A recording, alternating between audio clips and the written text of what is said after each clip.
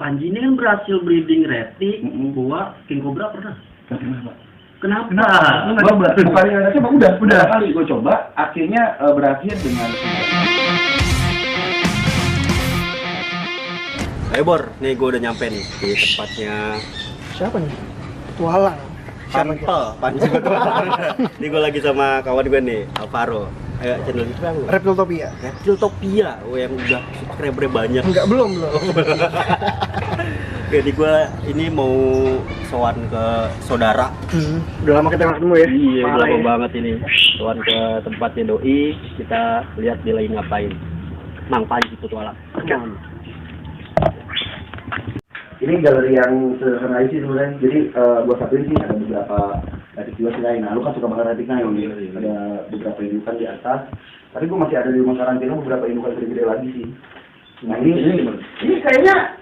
Iya. Kamu menyambut bapakmu datang, ha? Gue kenal ini. Gue kenal dari seorang teman di Jakarta saya beli ini. Ini gue kenal. Ini indukan siapa? Indukan ini. Indukan ini udah Ini indukan siapa ini? Kayaknya yang punya ini ada di sini. Nah, seperti yang Anda lihat, Bapak. Pupnya juga bagus. Disambut dengan pupnya yang bagus. Itu kata-kata ulangnya, Pak, saya di sini sejahtera.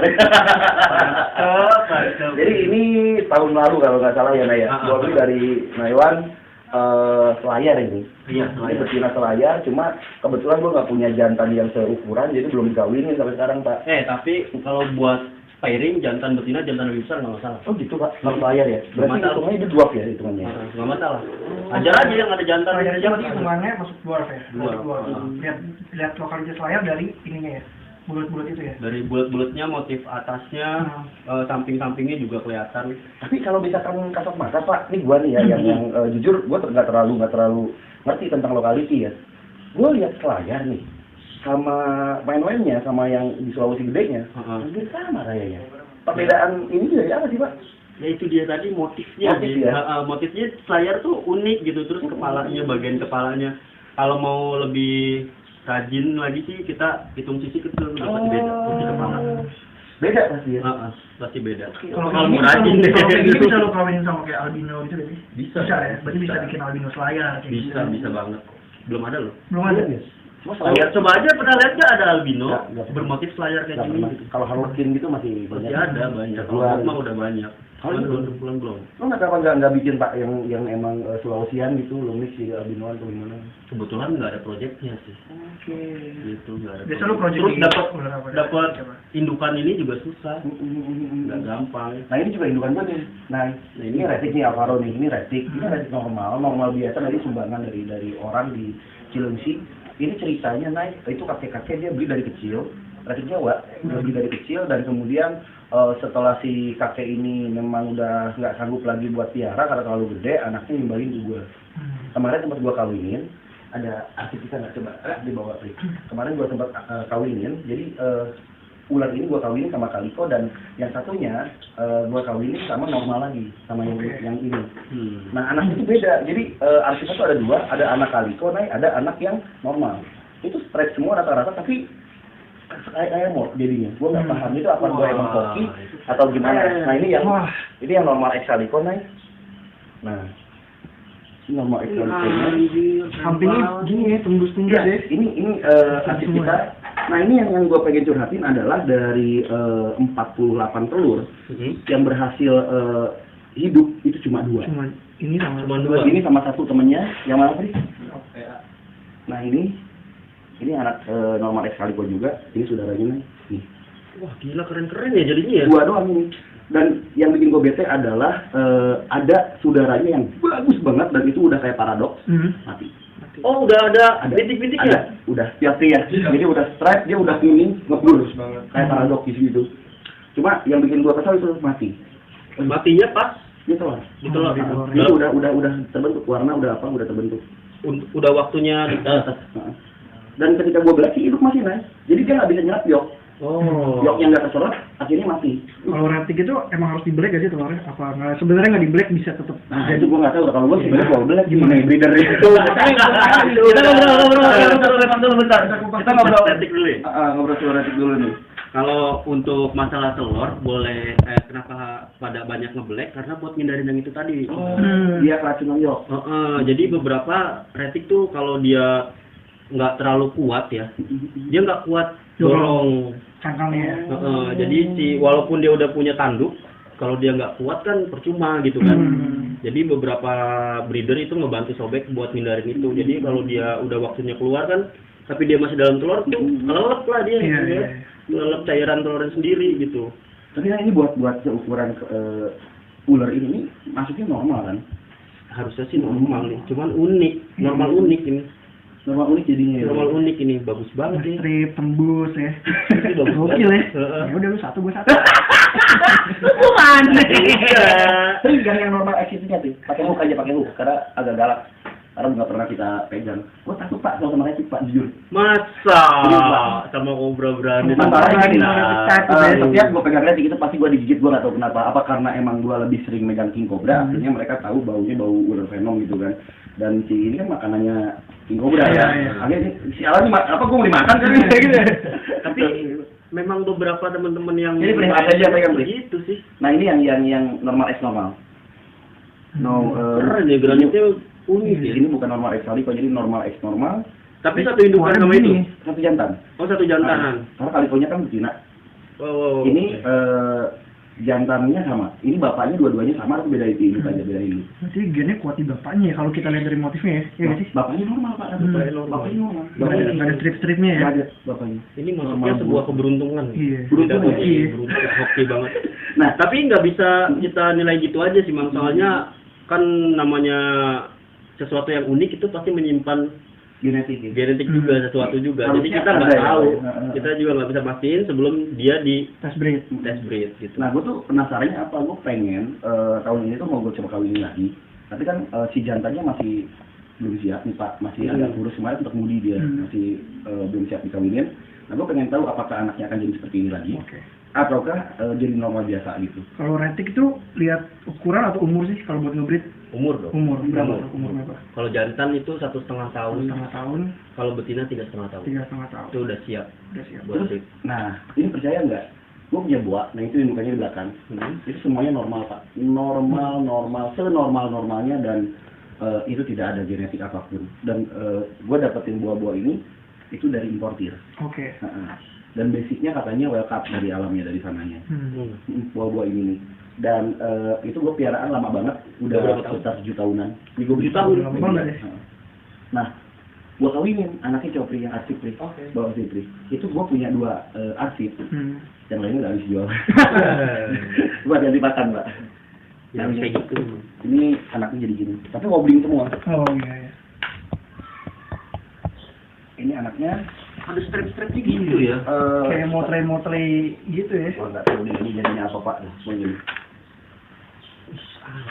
Ini itu indukannya. Iya, indukannya nggak ada. Emang Pak. Makanya gue bilang ular gini di sini tuh nggak pernah gue pegang karena kondisinya gue mah arsip doang lah gitu. Wobbling tapi. Motifnya tuh ya. Iya. Tapi kalau wobblingnya ini dialami semua saudaranya yang lain juga Pak. Oh semua sama. Semua saudaranya yang lain wobbling sama kayak gitu. Dan wobblingnya bukan karena bukan karena penyakit. Terus Karena memang Emang bawaannya. bawaannya kayak gitu dari lahir. Ini juga sama sih wobbling parah. Tapi jadi lucu Ini sih. keren ya. Warnanya. Bisa ya. Mungkin dia bawa genetik loh. Iya, bau genetik Bisa sih. jadi. Iya. Bisa jadi bawa genetik. Dari kakek neneknya gitu. Itu baru sekali Ini 2 kali. 2 kali. 2 kali yang Dua-duanya sama. yang pertama enggak normal semua. Nah, yang kedua kalinya kayak gini. Oh, bisa ya. Unik ya. Iya, Pak. Kalau gua sih kurang mendalami gitu ya. Cuma kata Keren sih. kata orang juga kan buah nggak boleh satu sama retik kan. Hmm. Gua selama ini ingin ingin Membuktikan bahwa sebetulnya buah itu tidak berpengaruh sama retik. Jadi indukan buah gua satuin sekandang sama retik, dan anakannya juga gua tumbuk sama ular lain sama reptil lain yang emang ada di kandang ini, itu nggak jadi pengaruh. Gue juga gabungin, gue aman-aman aja. Aman, kata orang kan retiknya bisa mati, Nyular, bisa kan, apa, gitu. ya, aman-aman aja kok gitu di sini. Ya tergantung kita sih, kalau kitanya jorok mungkin ya. Iya. Si kandang buah atau kandang retiknya jorok gitu. carrier sih. Jadi deh, Pak. Jadi kalau itu kan mitos zaman dulu tuh, reptil zaman dulu. Jadi gitu, zaman dulu kan yang breeding buah di Indonesia sedikit Pak. Jadi banyak kan dari luar kita nggak tahu dia bawa carrier penyakit apa gitu kan. Betul, dari luar biasanya. Nah terus ada lagi nih Pak, gue pengen konsultasi sama Nay soal rating. Ini katanya miara Lucy itu susah dan mati terus, dan gue itu ngalamin. Ada 3 kali atau 4 kali gue punya rating Lucy, dan yang satunya gue kasih air panasin itu mati juga. Dan gue akhirnya beli yang gede di situ ada. Mati dengan kondisi perut yang membengkak. Perut bengkak. Iya betul. Kenapa bisa gitu? Hitam. Kenapa enggak? Ya memang penyakitnya seperti itu. Penyakit bawaan. Jadi kita nggak bisa ngakal-ngakalin udah.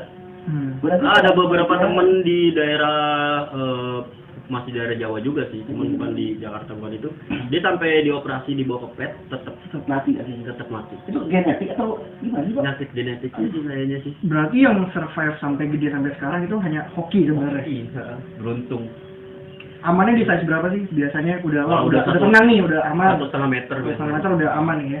Di atas tahun lah. Biara itu harusnya udah aman. Karena dia tubuhnya udah kuat gitu kan. Kalau masih baby gini kan masih rentan. Iya betul. Dia nggak bisa dipus makan juga nggak bisa gede. Ini rating ini cuma ada di Indonesia kan? Iya. Dan ini ular terpanjang nomor 1 Ini di kebanggaan dunia. Indonesia Iya ya. betul. Makanya gua suka rating. Oh, oke. Peduli Betul orang juga. Oh, iya Pak. Saya di sini 80% rating Pak. Saya cuma punya pelengkap kayak buah ini buat iseng-iseng aja gitu. Maksudnya gua harus punya golongan ular gede selain rating ya buat edukasi kan. Kalau ada teman-teman kesini datang, mana sih buah tuh yang kayak gimana ini? Cuma gue yang belum punya tuh anak-ondanya doang gitu. Gue pengen punya breed yang gede gitu, tapi belum dapet. Susah Pak nyari gede-gede. Kalau bisa, kalau dia yang punya green anak-onda besar, langsung deh. tawarin ke saya langsung lewat Alpri atau lewat DM, silakan saya pasti ambil karena saya butuh sekali buat edukasi soalnya. Tapi ini keren banget. Yang Pasti Pak. Tapi salah satunya bawa Jakarta boleh nggak? Boleh.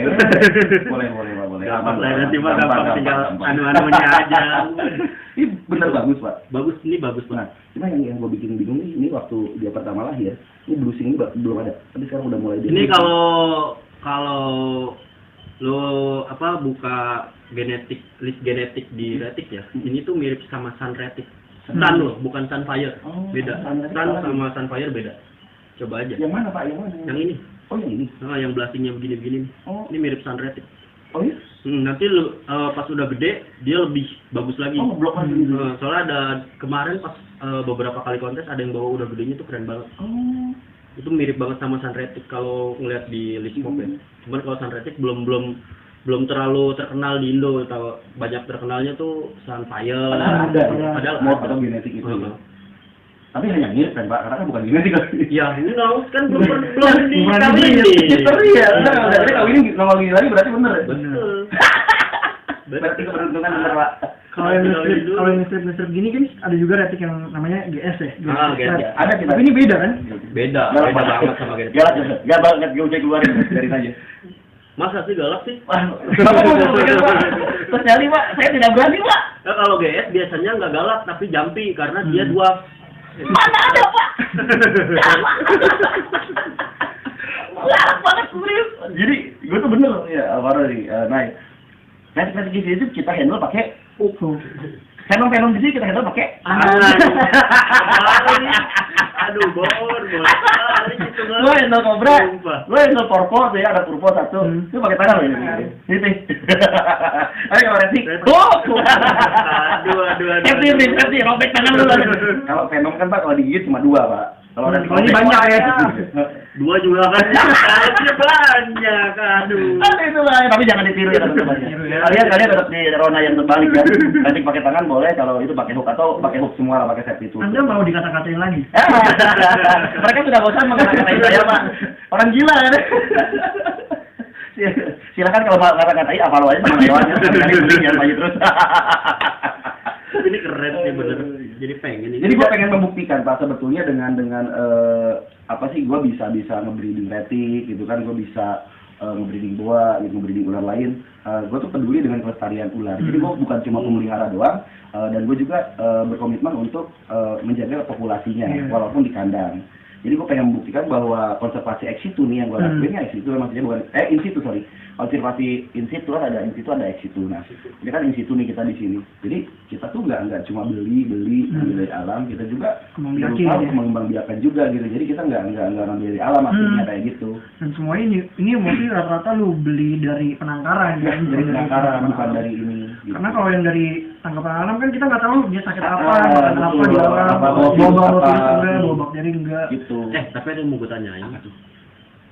Panji ini kan berhasil breeding retik, gua king cobra pernah. Kenapa? Bukan yang coba udah kali gue coba, akhirnya berakhir dengan si jantannya dimakan betina atau betina dimakan jantan. Oh iya, dia makan ular juga sebenarnya repot ya. Walaupun ukurannya nggak beda jauh, tetap. Ya, dan di dunia ini tuh setahu gue yang udah berhasil nge-breed king cobra itu ada orang India yang emang sebetulnya dia keturunan dari Turki. Itu sampai diliput sama National Geographic.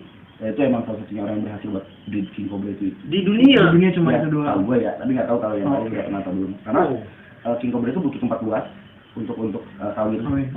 Jadi gue udah ada sih kandang luasnya di depan, nanti kita ke sana. Gue udah ada, cuma gue belum cobain kalau di tempat luas gitu. Nah, kalau di tempat gini, di daerah gini, kan kalau kita mau kawin aja ya Pak. Itu udah enggak Pak, dimakan pasti salah satunya. Kalau enggak saling gigit mati gitu. Oh, kesulitannya gitu ya, makanya susah ya. King cobra tuh. Kecuali mungkin kalau king cobranya makan ayam kali ya. Nggak bisa dilatih ya, kayak gitu nggak bisa dilatih ya. Jadi king cobra tetap walaupun dia udah kipan, udah ambil dari CH dari telur dari alam, tetap makannya ular lain tuh. Nggak bisa lu kasih mencit gitu, nggak bisa. Next kita gerak ke yang lain, kita review ular yang lain. Gua punya ular yang mungkin salah satunya ada di Indonesia dan yang lain nggak punya. Serius lu? Satu-satunya. Yes, bener nih. Indonesia dan yang lain gue yakin nggak punya. Penasaran nih. Oke, setelah yang satu ini ya teman-teman, jadi tunggu aja.